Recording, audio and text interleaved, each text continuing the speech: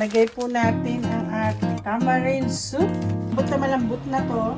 Ilalagay na natin ang kamote. Ginamit ko beef broth kasi wala namang pork broth.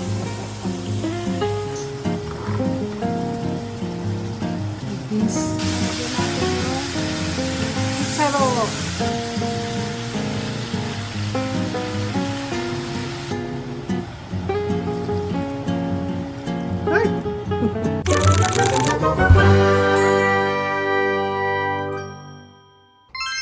Magandang umaga sa inyo. Ngayong it's Tuesday in the morning and I'm going to cook. Actually, I need to cook for our lunch today at breakfast ko. So, napakita ko na to sa live ko na nag-pick ako ng isang araw ng chicharo. Nag-iisip ako kung anong gagawin ko, kung anong pagluluto ko. Tapos meron pa rin akong green beans, may tomato, at may sili ako, at meron akong zucchini. So pinag-iisipan ko anong pagluluto ko. Lately, this morning, may tatlo po akong talong. Dagdag sa aking mga pagluluto. At kumuha po ako ng kamote. Naisip ko, meron po akong mga baboy. Gaya na sinabi ko, meron po akong mga baboy na kailangan kong, na kailangan ko lutuin kasi, pero inano ko sila sa asin para matanggal yung lansa. Natutunan ko yan sa YouTube. Tapos, meron po ako, papakahapon, dumating si Nap, dala-dala niya cherries. Ito, galing po to sa Lake Shilan. Sa Shilan, doon po kasi ang ng mga yung sinabi ko sa inyo, sa east side kayong Lake Shilan, marami pong mga cherries, apples, gano'n. Oh, fresh na fresh pa po yung cherries. So now, pag-isip-isip ko, ano lulutuin ko? So magluluto po ako, ayoko pagsamahin siguro yung chicharo at saka beans with matching. Meron po akong Dungeness crab meat. Dungeness crab meat, tingnan nyo po. Masarap po yan. So, ilalagay ko. Para gagawin ko, at saka meron kasi akong gulay. So, may cabbage pa po ako. Hindi to cabbage. Ang in-order ko, cabbage. Pero bakit ganito? Mukhang ako po ay madidelay ang aking Kaya mag-order ako sa grocery. Cabbage po. Wala na po kasi akong cabbage sa garden. Tatanggalin namin at gagawin ko pong yung kalabasa. So for now, ako po ay mag-umpisa magluto at mag-chop-chop. Hindi ko na ipapakita sa inyo. Guys, umpisahan ko muna. Siguro gagawa po ako ng sinigang. So, dalawang klase, ang dami po. Mag-chop po ako ng mga pang sinigang at meron pa po ako dito, pork belly. Oh, mas masarap ang pork belly din sa sa sinigang. So, mag-chop muna ako.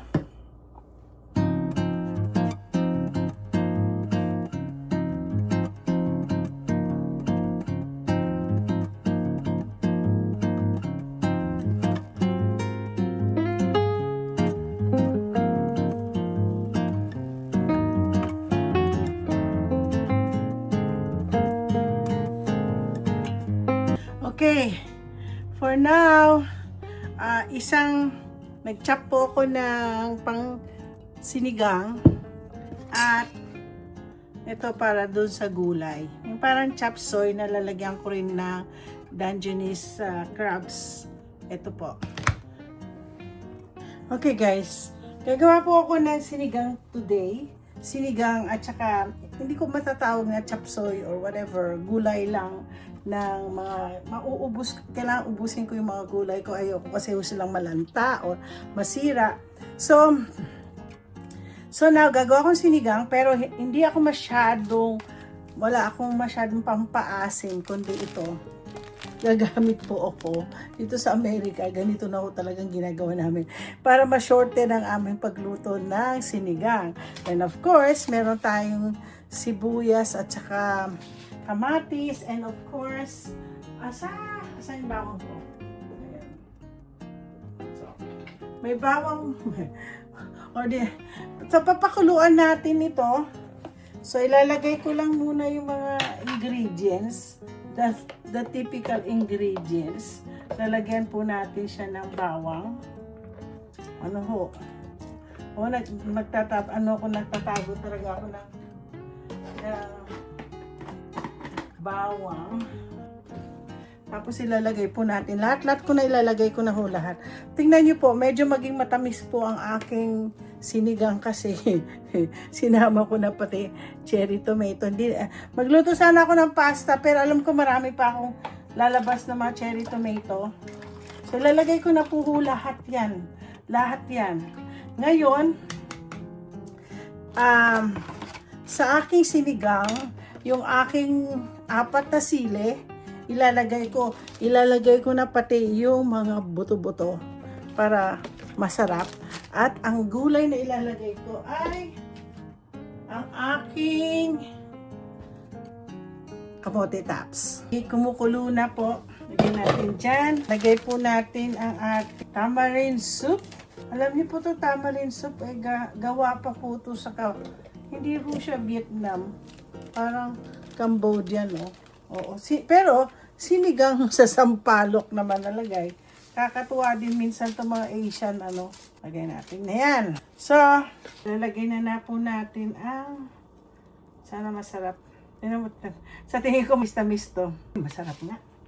Lalagay na po natin ang ating pork. Kasi yung pork na ito, binili ko pa Sunday, habang ako, sabi ko kaya lulutuin ko. Ang dami ko pong ganap nung Sunday. May gustong pagawa ang asawa ko. Siyempre, unahin ko asawa ko. Hindi na po ako nakapag-food vlog. So, ganun pong nangyari. Ngayon, papakuluan natin ang pakukuluan.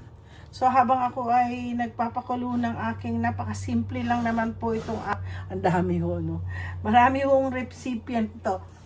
Lunch namin ni Nap.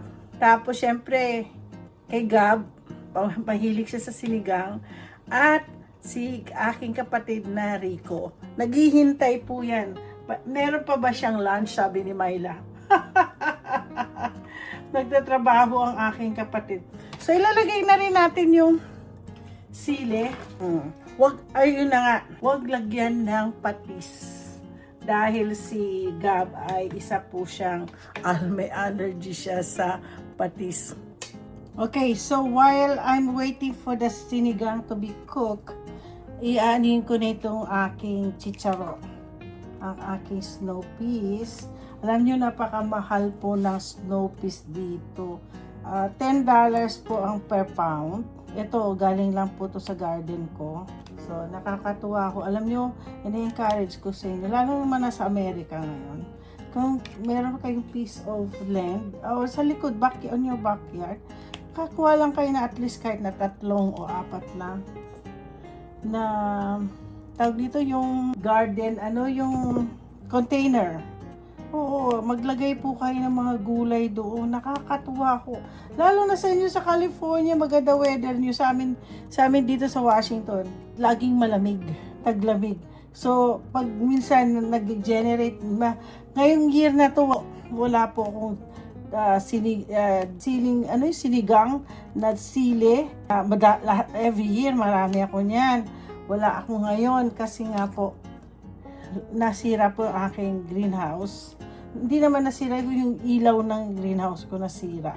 So anyway, maraming pagbabagong gagawin ko later on dyan sa greenhouse na yan. Hindi ako nakapag-generate, so glory to God, meron po akong ampalaya at saka sitaw. So hopefully, very hopeful po ako na sana po magkaroon po ako ng mga gulay ngayon. Pero tingnan niyo po itong snow peas. Ito lang, madali lang pong snow peas. Bili lang po kayo ng seeds. Ilagay-lagay lang niyo sa talagang tutubo po sila. Pero ito minsanan na to, magda-dry to once na nagbigay na po sila ng snow peas. Ibig sabihin yan, wala na. minsanan lang po sila magbigay ng ano. Pati rin po ang green beans. O, di ba? O, green beans. Alam mo, dami ko pong naluto na green beans talaga. Kaya, tapos zucchini, bago lang to ngayong year. Tapos ang talong, every year. Ganyan ka-cute. Pero luluto ko na sa ibang klase ito. So anyway, marami akong iluluto ngayon. 2 putahe. Guys, may ipapakita ko sa inyo. Breakfast ko to. I-stop ko muna yung aking sinigang kasi nagugutom na po ako. So, ang ginawa ko, magpiprito po sana ako ng magpiprito po ako ng baboy. Ngayon, kasi ang dami kong akong baboy. So anyway, piprito ko. So, ginawa ko yung ginawa ko doon sa chicken. Nalala nyo? Ito, tingnan nyo po, oh. Nilagyan ko po yung oil ng cornstarch. So, tingnan nyo po, oh, nag-ano na siya, para siya. Ngayon, experiment ko din.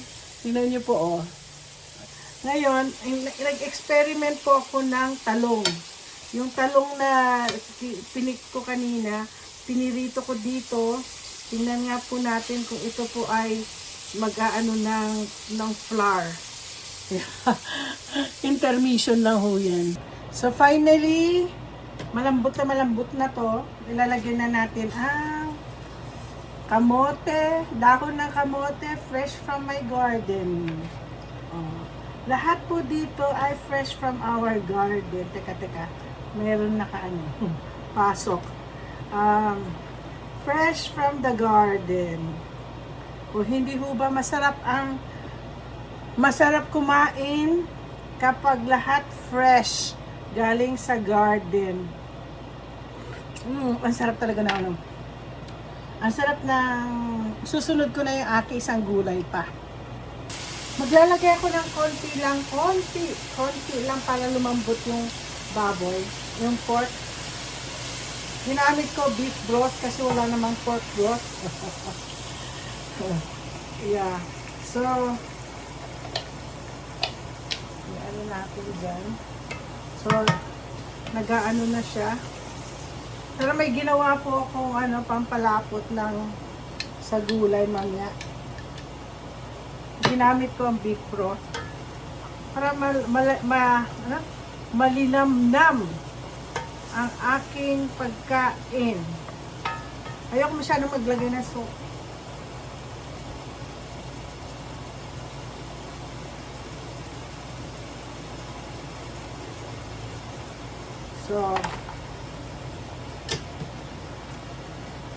So lalagyan natin to. Okay na to, medyo malambot-lambot na rin yung karne.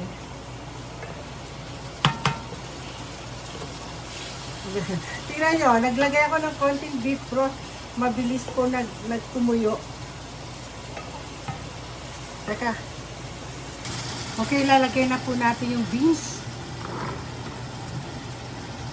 Yung beans.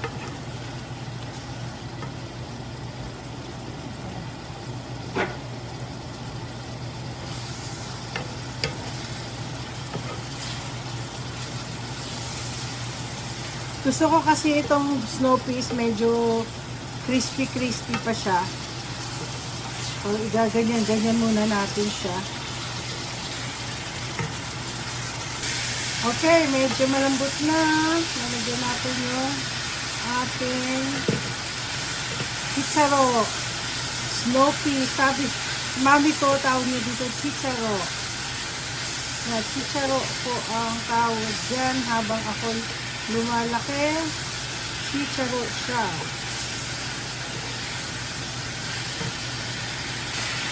Okay. Basta mabango yung chicharo.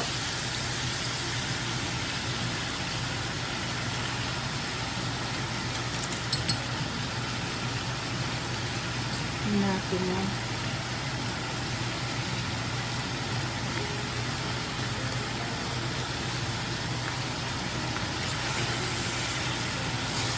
Natin lang muna.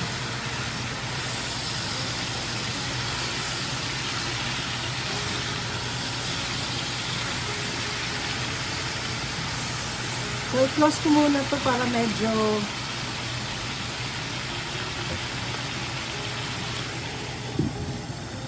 tapos, slow fire ko lang. Okay. Buksan natin to.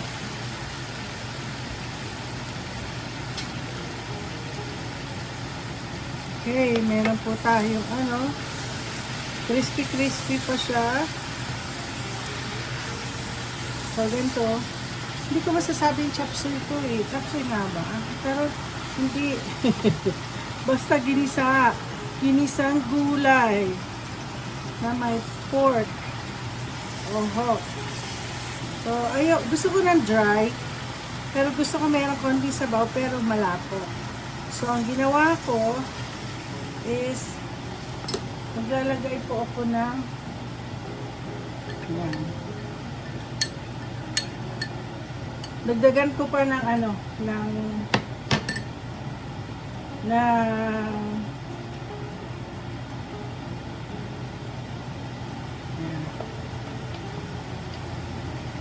Yan.